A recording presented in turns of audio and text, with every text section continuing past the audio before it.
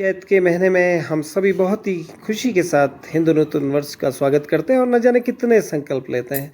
लेकिन ये तस्वीरें बयान कर रही हैं कि जहाँ एक नए जीवन की शुरुआत की ओर हमारी जो चिड़ियाएँ हैं, जो कि हमारी पारिस्थितिकी का बहुत ही महत्वपूर्ण अंग है, वे नेस्टिंग सीज़न में अपने घोंसले बना रही हैं, अंडे दे रही हैं और एक नई ज़िंदगी की शुरुआत कर रही हैं।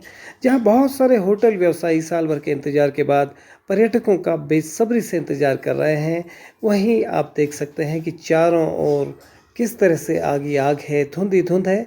ऐसे में उत्तराखंड का पर्यटन के क्षेत्र में क्या भविष्य होगा, ये एक प्रश्न चिन्ह हम सबके सामने है।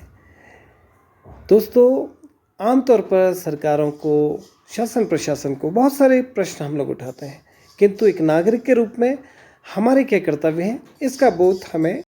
दोस्तों, ये सब मैं सिर्फ इसलिए कह रहा हूँ कि अनेक अनेक पर्यटक जब हमारे क्षेत्र में आते हैं, उनके साथ बातें होती हैं, तो वे हमेशा कहते हैं कि पूरे देश में हम सभी उत्तराखंड को देवभूमि कहते हैं। ऐसा माना जाता है कि उत्तराखंड में देवताओं का वास है, लेकिन सही मायने में देखें तो ये पहाड़, ये जंगल, ये नदी के स्रोत, ये हिमालय और इस हिमालय में रहने वाली अनेक अनेक पक्षियों की प्रजातियाँ, अनेक अनेक कीट पतंगे, तितलियाँ, अनेक अनेक पादप प्रजातियाँ, जो कि हमारी पारिस्थितिकी का एक महत्वपूर्ण अंग है। गर्मी के मौसम में मैदानी क्षेत्रों के गर्मी के थपेड़ों से बचते हुए ये पक्षियाँ हमारे देवभूमि में आती हैं, हिमालयी क्षेत्र में आती हैं। यहाँ पर नेस्टिंग और ब्रीडिंग के बाद एक नए जीवन को जन्म देती हैं, एक नई पीढ़ी को जन्म देती हैं, जो कि आने वाले समय में हमारे नेचर को डेवलप करे। स्वर्गीय वृक्ष मित्र दामोदर राठौड़ जैसे अनेक अनेक महापुरुष हुए हैं, जिन्होंने वृक्षारोपण और पादप संरक्षण को, पर्यावरण संरक्षण को अपने जीवन का लक्ष्य बना दिया। किंतु आज चारों ओर जिस प्रकार की आग से हमारे जंगल धुंध कर जल रहे हैं, जिस प्रकार न जाने कितनी प्रजातियों की पक्षियाँ, कितनी प्रजातियों के कीट पतंगे, तितलियाँ और नई नई पौध जिस प्रकार से बर्बाद हो चुकी है, कहीं न कहीं कोरोना जैसी महामारी के बाद बहुत ही भयावह जो दृश्य हमने देखा, मुझे लगता है कि आने वाले समय में इससे भी बुरा देखने के लिए हम सबको तैयार रहना होगा। कहीं न कहीं जीवन के क्रम में जो हमारे जैव परिस्थितिकी के महत्वपूर्ण घटक हैं, उसके बैलेंस को, उसके संतुलन को डिस्टर्ब करने का प्रयास हम मानवों के द्वारा किया जा रहा है। ईश्वर की बनाई हर चीज़ अपने आप में बहुत महत्वपूर्ण है, बहुत खूबसूरत है, किंतु हम सभी बहुत स्वार्थी हो जाते हैं और अपने महत्व की चीज़ों को ही ज़रूरी समझते हैं, जबकि छोटे छोटे कीड़े मकोड़े, अनेक अनेक जो ऐसे अति सूक्ष्म जीव हैं, हम उनको इग्नोर कर देते हैं। और शायद इसी का परिणाम है कि जैव असंतुलन के कारण आए दिन अनेक अनेक घटनाएं सुनाई देखने को मिलती है।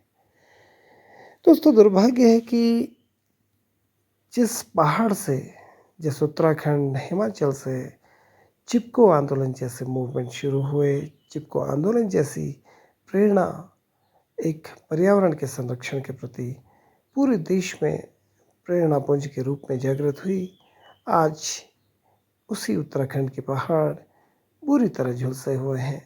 अनेक अनेक पर्यावरणविद, चाहे वे सुंदरलाल बहुगुणा जी हों या चंडी भट्ट जी हों या फिर हम सबको प्रेरणा देने वाली मातृशक्ति की प्रतीक गौरा देवी हों, अनेक अनेक ऐसे लोग रहे हैं जिन्होंने पर्यावरण के संरक्षण के लिए बड़े बड़े आंदोलन खड़े किए।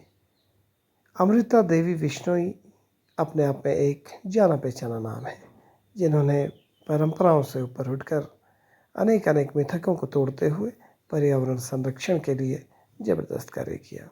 प्रतिवर्ष हरेला त्योहार के रूप में हम सभी संकल्प लेते हैं कि हम अपनी प्रकृति का पूजन करेंगे, अपनी प्रकृति को संरक्षित संवर्धित करने के लिए यथासंभव प्रयास करेंगे।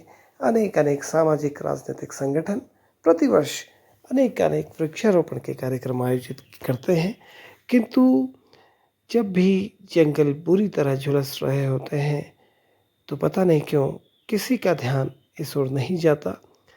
बहरहाल स्वर्गीय दामोदर राठौड़ जी हमारे बीच नहीं रहे, बस रह गई उनकी यादें और अनेक अनेक संकल्प, अनेक अनेक प्रेरणा प्रकृति के संरक्षण और प्रकृति के संवर्धन के लिए। मैती जैसी प्रथा हमारे राज्य की पहचान रही है। अनेक अनेक लोग हैं जो आज भी धरातल पर कार्य कर रहे हैं। बागेश्वर क्षेत्र में किशन मलड़ा जी के द्वारा मैन मेड फॉरेस्ट तैयार करके जो मिसाल कायम की गई है वह अद्भुत है। बावजूद उसके प्रतिवर्ष जंगलों में आग लगने की घटनाएं कम नहीं हो रही। दोस्तों, सही बात यह है कि सरकारों के द्वारा प्रतिवर्ष, चाहे वो हारेला हो या फिर फायर सीजन हो, बहुत बड़ा बजट प्रकृति के संरक्षण के लिए, वनों की रक्षा के लिए रखा जाता है, किंतु धरातल की स्थिति अलग है।